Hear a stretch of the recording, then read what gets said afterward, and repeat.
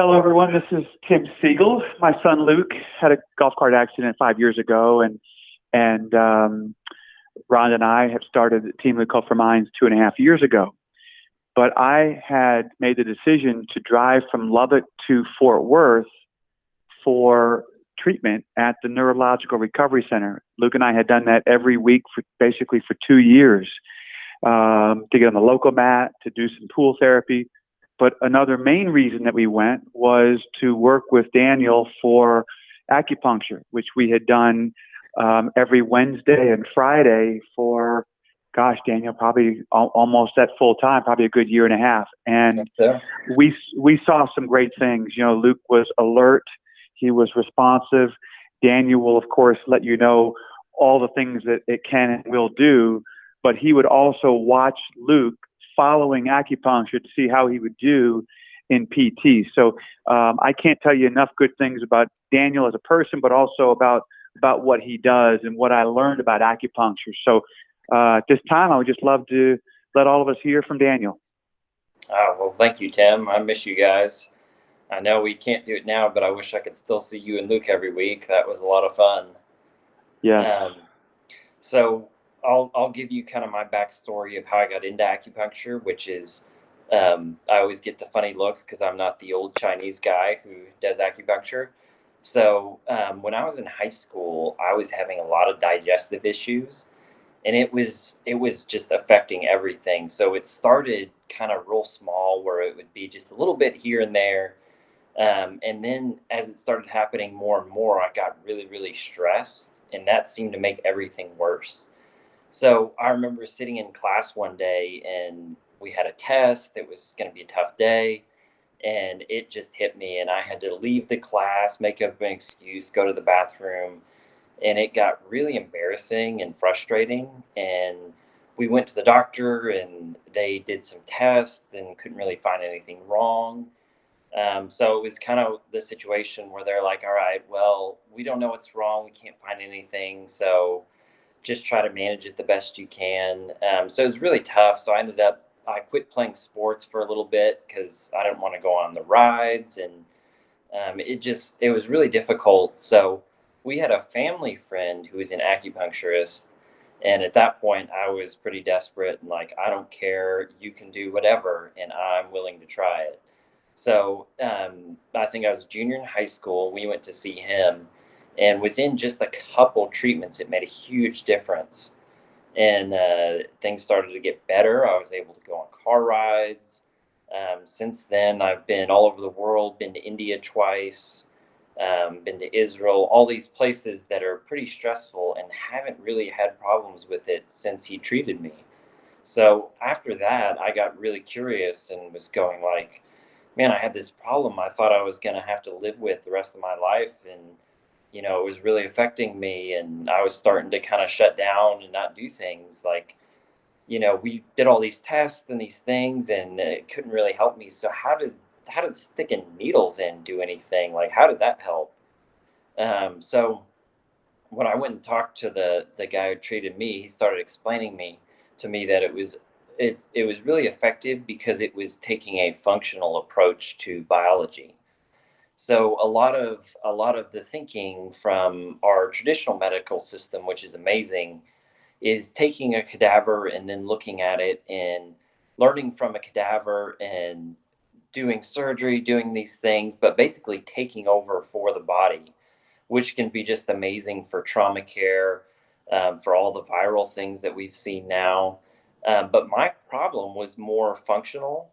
So when you're scoping and you're doing tests, it's not really showing up, but it was very real to me, and it was affecting my life. So what made acupuncture unique was it was really taking a functional approach and using that, and then using the tools that they had to adjust the function.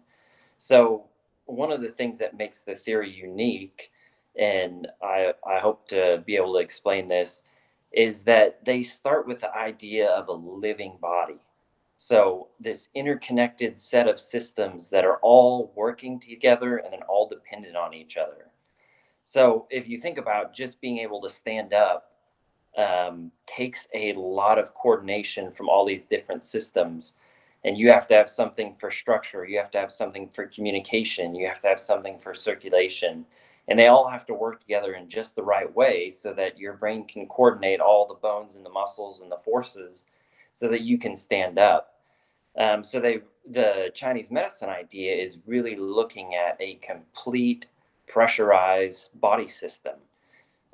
So one of the ways that they began to observe this and look with this was looking at how gases or breathing affects the body.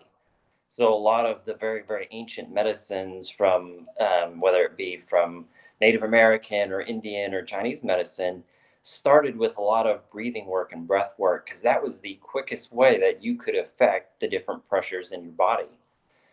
So after years and years and long times of trial and error, they found they could also adjust pressure with the needles.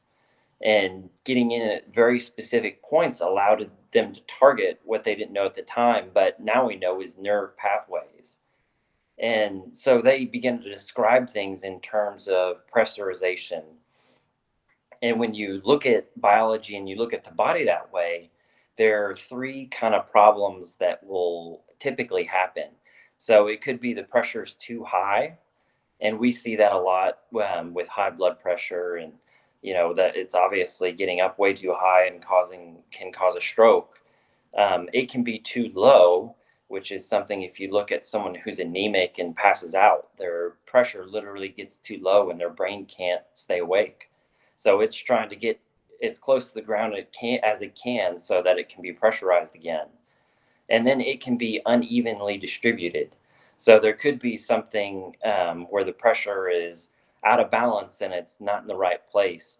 So for me, this is actually what was happening. I came to learn with my digestion was that I had an uneven amount of pressure in the system from stress, and that was causing it and causing my intestines to just empty out. And that's why I'd have to go run to the bathroom and be super embarrassed. And so what they did with the acupuncture was just make a correction to that. And they got everything to even out. And it all went back to normal. And that's why I had such a good recovery. So that's a functional way of looking at the body. And one of the big things that I like to do is try to find those ways of targeting what's actually going on with the patient. So, like if it's a brain injury, let's see, if it's a brain injury, I want to know what specific areas of the brain are experiencing maybe a low pressure or high pressure. And then from there, I'll use the different acupuncture points to target that and get the nervous system involved and get the circulation involved. So now we know from modern research that when they were talking about the pressure changes or circulation changes with the needles, they're actually describing something that we now call gasotransmitters. So these are different gases that act like neurotransmitters. So they can cross between tissues very easily and they signal changes in blood flow. So one of the main ones is called nitric oxide. And you hear about this a lot with athletes because they tend to have very good nitric oxide levels. But they will even take nitric oxide supplements before working out because it causes such a great vasodilation and it gets the blood out to where they need it to perform whatever they're doing. So with acupuncture, I can actually adjust the nitric oxide in a system or a nerve by using the needles. So I know that's kind of maybe a different concept for a lot of people, but that's what acupuncture is doing. And that's what, when an acupuncturist sees a patient, that's what they're trying to assess and figure out. Um, so, like with Luke's case, the pressure has been too low. So, what we were doing is trying to increase that so that he was able to work out, be awake, be aware. Um, so yeah, so that's in a small nutshell, a little bit about what acupuncture does. So if anyone has any questions, I'd be glad to answer them.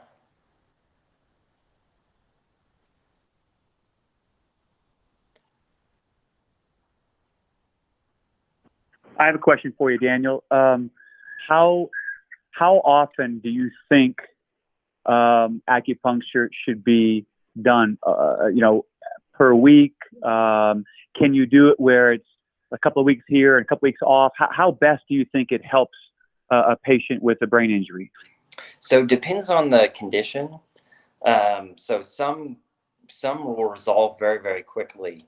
Like I've had patients with headaches and migraines, especially after a traumatic brain injury, and I've had patients that'll be 2, maybe 3 times, and their pain goes away and everything evens out. And then there's ones that are more chronic, where it takes consistent treatment over a long time. So it's tough to say because it's individual case based. But depending on the case, it might be very short or very long. And in someone like Luke's case, where he could use it regularly, and now that I haven't been able to go to Fort Worth, how often do you see Luke in his situation needing it per week? For Luke, it goes really well with the therapy. So I would say once or twice a week with doing the therapy, because they I work see. together. They work together so well of getting the circulation and the blood up to where it needs to go, and then letting him actually use it and work out and do the locomat.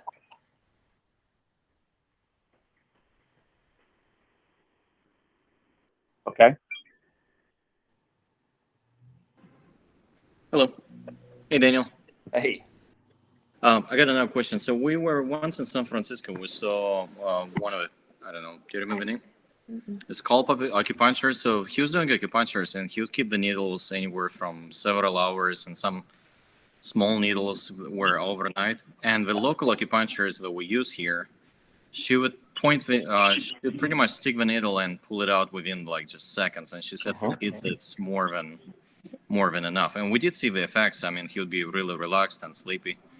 But is it two different techniques that you used? Like, what's your opinion on this? Yeah, so definitely different techniques, which can both be really effective. So the ones you leave in are they're targeting specific nerve pathways that you're trying to keep fired up and keep moving. The ones that go in and out very quickly are more for the inflammation and maybe where things are stuck. So they don't have to be in for a long time to be really effective. Mm-hmm. All right. What is best for like a 5-year-old? Is there a preference, or both could be?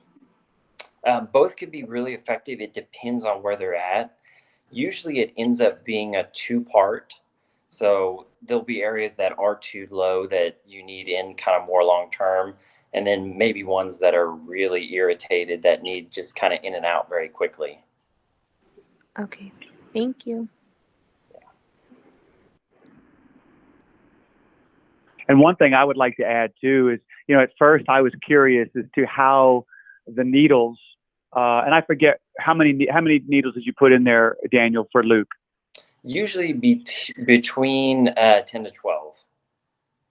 And I was, certainly a little bit apprehensive at first how much he was going to be irritated or, uncomfortable from the needles going in. And I literally would barely see Luke move at all. So if anyone on the call is nervous about that, don't be. Obviously, I can't speak for anyone else, but Luke was not agitated at all by the needles going in or coming out.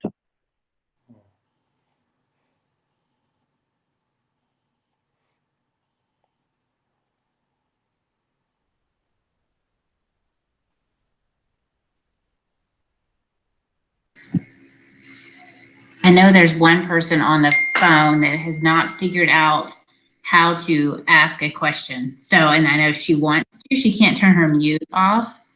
So I'm going to ask her to text it to me. But is there anything else that you could tell them? Because some of these that are on the phone have never used, acupuncture, don't know much about it for their child that has the brain injury. And anything else that you can think of that would help to let them know why they should do this for their child? Yeah, so one of the great things that it really helps with brain injury wise is regulating the nervous system to help with sleeping. So a lot of times after a brain injury, one of the things it loses is the ability to regulate between the sympathetic, which is the fight or flight, getting amped up, and the parasympathetic, which is the resting, digesting. So a lot of times for brain injury, what that looks like is someone who's really sleepy in the daytime and then kind of agitated and irritated at night, because it loses that regulation of when those two should be firing. So you're getting the parasympathetic firing during the day and kind of calming everything, and then the sympathetic at night when it should be reversed. So one of the things that acupuncture can help with a lot is regulating that balance of the nervous system so that someone with a brain injury can get some sleep and get some rest. And as everyone knows, that's so important, but it's especially important to a brain injury because when we sleep at nighttime, there's the lymphatic system of the brain basically flushes out all the inflammation, all the chemical byproducts that have built up. So you get this beautiful, it's called a lymphatic flush that happens if you get good sleep, that for a lot of brain injury patients, they don't tend to get. Did that answer your question, Rhonda? Yes, that's good. So the person that can't seem to turn their mute off says, does he need to see the MRI beforehand? She said she does not know what's going on with the blood flow right now. Yeah, MRI is really great. There's also a lot of functional testing you can do. So it depends on the patient, what their condition's like. But there's a lot of functional testing that can be done if you know how to do a neuro exam, where I can actually target exact pathways that are not functioning well. So there's a lot of things with eye movement. There's a lot of things with having them perform different tests that will actually let you know if it's the prefrontal cortex not firing into the cerebellum or the cerebellum not firing to the brainstem. So depending on the level of the patient, if they can follow some basic commands, then someone who knows how to do neuro exam can get a very specific target of what's happening. Okay, that's great. Do you happen to know other acupuncturists that you can recommend in different parts of the country? I know that people on here are kind of from all over. So if they wanted a suggestion, or if someone, could they ask you that? I would be glad to help however they needed. If I don't know a lot outside of Texas, but I can always look someone up and talk to them and see if they'd be a good option. So I would be glad to. So Daniel, I guess that's a question that all of us would have, is that I knew after talking to you, your knowledge, but if I go to if I look someone up in Lubbock, are they going to be good enough? And how do I know if they are good enough? So it's taken a long time. So I've spent probably 10 years now just in neuro specific acupuncture and training. So I've developed that pretty well, but there's a lot of great things that even someone who hasn't had that training can work with. Like, even if you haven't had that training, they can still do some things for helping sleep and help balancing out the nervous system. So they might not be able to do all the neurospecific stuff and really target, exactly what nerve fiber isn't firing correctly, but they can still be really, really helpful. And, even someone who hasn't done it can really help out with sleeping and help out with some other things too. Is there a specific, like if everybody on this call would like to, do some research, is there a specific website, or just, do you Google acupuncturist? I mean, just to give everyone a better understanding of what they can learn by reading. Yeah, that's a great question. I of course have a website with a few resources for neuro-specific things. And there's some basic stuff out there, but now that I think about it, there's not like a great centralized source for it. I'm thinking, so there's actually a great podcast called Botanical Biohacking that makes a lot of these concepts and a lot of these things really easy and really great to understand. So actually, thinking about it, the podcast would probably be one of the better ways right now to get really high quality, easy to understand information. And I guess I'll ask one more question. I don't want to hog the call, but every one of us on this call has a child in a different situation. So obviously, in Luke's case, nonverbal, has gone through a lot of issues. We just had a surgery on his spine, a lot of different things. But acupuncture can help obviously everybody in every situation, depending on their level of injury. Wouldn't that be correct? It can. It's great because it's such a functional medicine. So it's really looking at the functional component and trying to adjust the nervous system and the blood flow, and then letting the body take those tools and do what it can to heal. So it's great because it is so functional. And I see a few. So I see a lot. So a lot of insurances. I'm reading the questions here. A lot of them are starting to cover it. I believe Blue Cross and United both do now. For my practice, I don't take insurance, but I know that's starting to come about a lot. Okay, in Austin, Rhonda, I'll email you. I know a couple people there, but I don't have their contact info right off the top of my head.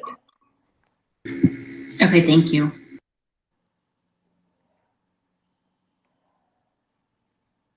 Yeah, so the question is, does acupuncture help with motor function?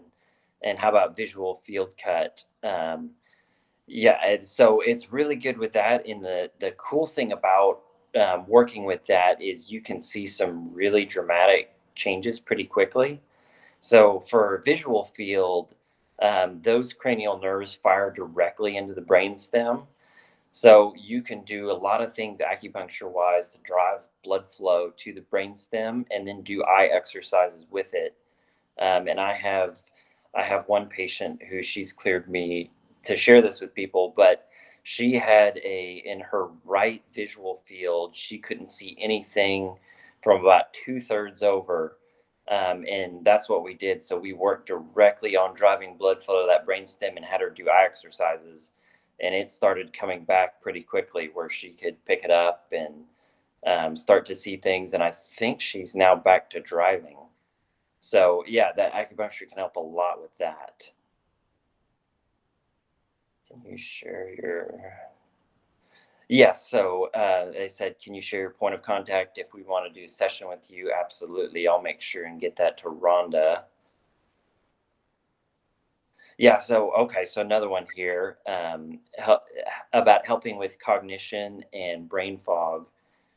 So that's really it's very helpful for that. The main way to help that is figuring out what's the underlying cause. So a lot of times with brain fog, it can be that that lymphatic system is not doing its job of flushing everything out. And when it builds up, those things build up, it makes it really tough for the brain metabolism to be where it needs to be. And all those neurons are not firing in the correct way. It also could be coming from the gut. So there's something called the gut brain axis, where those two communicate very, very intimately. And if things are not right in the gut, they can actually pour over and cause a like foggy, heavy, not able to think very well feeling. Any recommendations in Las Vegas? I'll have to look up because I don't know off the top of my head.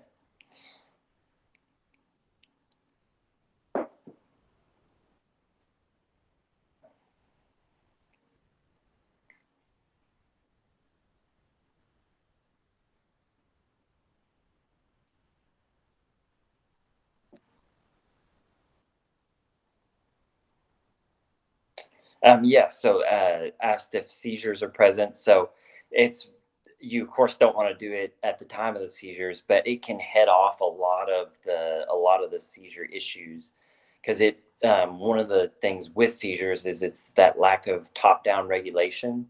So the nervous system being able to regulate itself.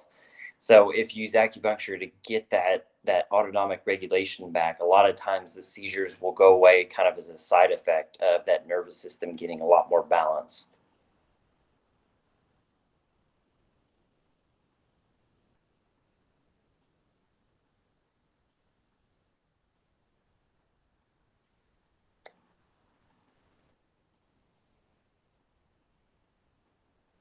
Okay. I don't know if everyone can see these, but Gina wrote, my son is 20, has a variety of interventions, was mentally done with treatment until he tried acupuncture. 2 sessions in the last 7 days, and he's eager to go back for additional treatment, which is not typical. Head injury age 3 and then age 16. He says he can finally sleep, says he feels calm for the first time in his life. Just wanted to share.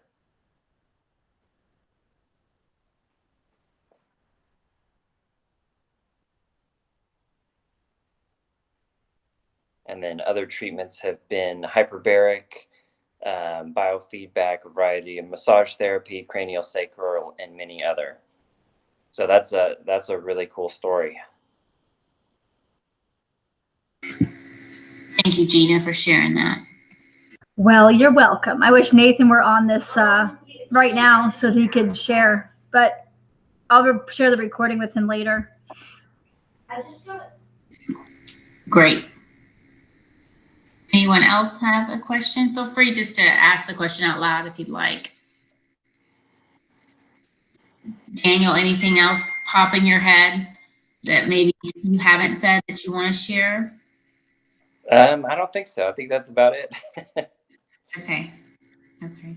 We'll give a few more minutes for someone to type a question in. And if that's it, if you will just send me an email with those things that they've requested and maybe the name of that podcast you mentioned as well. I sure will. That way I can share that with you. I mean, share that with everyone else. Sorry, I'm getting a text at the same time. Lisa, oh, Gina, she's asking who you see, but you're out of state. So that's not going to help her because she's in Austin. So yeah, but the site or the place where we go in Indian River County, in Florida, has some resources on their website that I was going to try to send you the link so people can maybe take a look at those. Mm. Yes, if you'll do that too, I'll add that to the email once Danielle sends me that information. That would be great. Thank you. And actually, I don't know if this will help anybody else, but in Florida, Nathan gets a scholarship called the Gardner Scholarship, and every state's different, but like he was able to get a home education.